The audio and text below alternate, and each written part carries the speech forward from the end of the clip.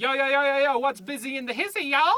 Welcome to TJR, episode 9, with your host, Andrew and... Michael. Welcome to episode 9, folks. That's 2 months and a little bit. And today we have a lot to talk about. We got too much to talk about. We got a pay-per-view, a show. Another show. show. And possibly another show. Now, we are... Did we mention James Storm, like, 2 weeks ago? We didn't mention NXT last week. So we will mention the Cowboy later on the show. But today we're talking all things Hell in the Cell to kick off the show. Kayak. And seeing this is our season finale, for those who are unaware, Yeah. we're going to go through the top 5 best superstars of this year, as contrasted with last week's worst booked. Yeah, we're going to do sort of a... Usually I'm the negative one. We're doing a celebration of wrestling this week. Yeah. Because it's not all bad, and for once Raw was actually pretty good. And I enjoyed it, and you for once said it was decent. So I said I didn't. Have you been on the happy pills this week? Not really. Smoked some really good granola. Well, what's granola? I don't know, it's something. Okay. Alright, so what are we starting with? We're starting with the top 5 best superstars. Top 5 best booked superstars. Should we do like number 5, talk a bit, number 4, talk a bit? Yeah. Okay, cool. Yep, Let's do it that way. Number 5. This is the guy who's been given limited opportunity, been booked, half, and then he got dropped off for a bit. Oh, I know who you're going to say already. Number 5 is... Kevin Owens. Of course it is. What a great debut he Started in December with NXT. Oh, yeah, right. We're going back then. Okay. We're going all the way because we tracked his journey from NXT, and then he challenged John Cena in the Open Challenge. And then from then on, he had that big feud with John Cena. Which was great. Let's start off with Sami Zayn in NXT. Alright, so he won the title in December, right? Yeah. And then he had a hellacious run with the title. How long was that? Because he lost it in Japan. I think he held it for... I think that he beat Sami Zayn earlier in the year, and then it took about 4 months, and then he lost in Japan. To now, Finn Balor. He was dominant in that brief period. Yeah.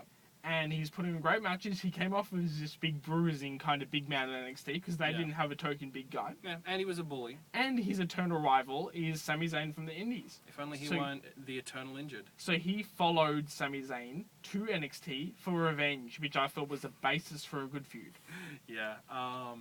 No, it was really good. My only issue with that feud was that Sami looked weak, but it was because he had to be written off because he was injured at the time.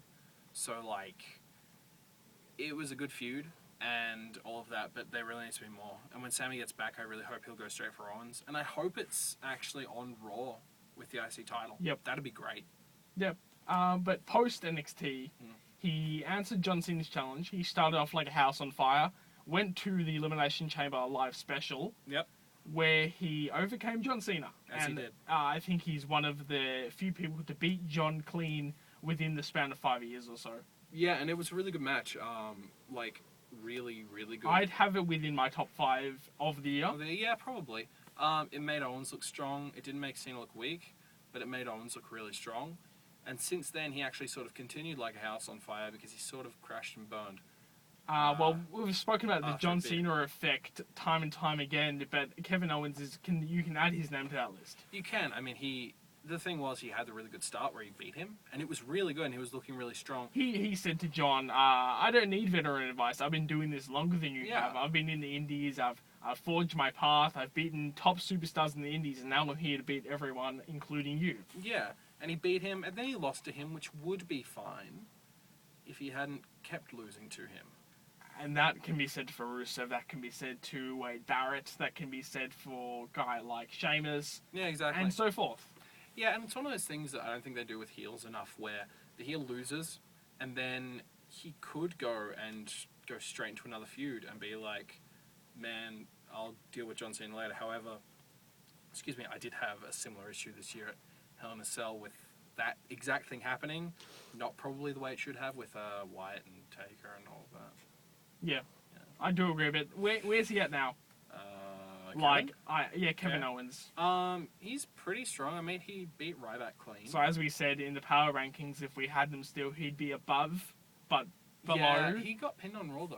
He got pinned on Raw. Unpopular. Yeah. He got pinned on Raw, and unceremoniously, I don't think it should have happened. I still think we'll get to Raw later on the show that Roman Reigns, who becomes #1 contender, shouldn't have pinned Kevin Owens. He should have pinned maybe Del Rio or even... No, not Del Rio. You believe Ziggler should be in the